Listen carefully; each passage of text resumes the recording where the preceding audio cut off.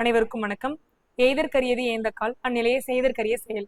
கிடைக்கிறதுக்கான அரிய காலம் வாய்க்கும் போதே அந்த பயன்படுத்திக்கிட்டு அப்போதே செய்ய வேண்டிய செயலை நம்ம செய்து முடிக்கணும்.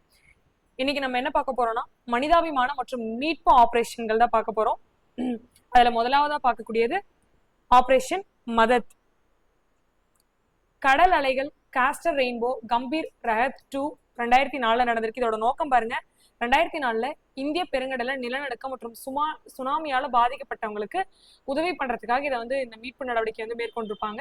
இதோட விளைவு பல ஆயிரம் மக்களுக்கு நிவாரணம் கொடுத்து அதை மீட்டிருப்பாங்க. அடுத்து பாருங்க ஆபரேஷன் சுகுன் 2006 நடந்திருக்குது. லெபனான் 2006 லெபனான் போர்ல இருந்து இந்திய இலங்கை நேபாள குடிமக்களை வெளியேற்றதுக்காக இந்த போர் நடந்திருக்கு. இந்த மீட்பு நடவடிக்கை இதுல ஆயிரக்கணக்கான பாதுகாப்பாக மக்கள் மீட்கப்பட்டிருப்பாங்க.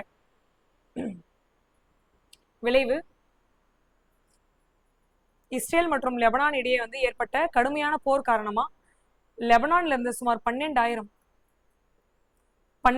இந்தியர்கள் ஆபத்தான சூழ்நிலையில சிக்கிட்டு இருந்திருப்பாங்க. இவங்களை மீட்கிறதுக்காக இந்திய கடற்படையோட 4 கப்பல் INS Mumbai, INS Brahmaputra, INS Betwa, INS சக்தி, பெய்ரூட் துறைமுகத்துக்கு போயிட்டு மக்களை பத்திரமா வெளியேற்றிருப்பாங்க. மொத்தம் இதுல 2280க்கும் மேற்பட்ட மக்கள் மீட்கப்பட்டாங்க. இதுல 69 பேர் நேபாளிகள், 436 பேர் இலங்கையர்கள், 7 பேர் லெபனான் நாட்டு பிரஜைகள். சுகுன் அப்படின்னு சொன்னா இந்தியில லைட் ரிலீஃப்னு சொல்லிட்டு அர்த்தம், அமைதியான நிம்மதி நிவாரணம். அடுத்தது பாருங்க ஆபரேஷன் ரஹத் 2013 நடந்திருக்கு. இதோட நோக்கம் உத்தரகாண்ட் வெள்ளத்துல 2013 சிக்கனவங்களை மீட்கிறதுக்காக.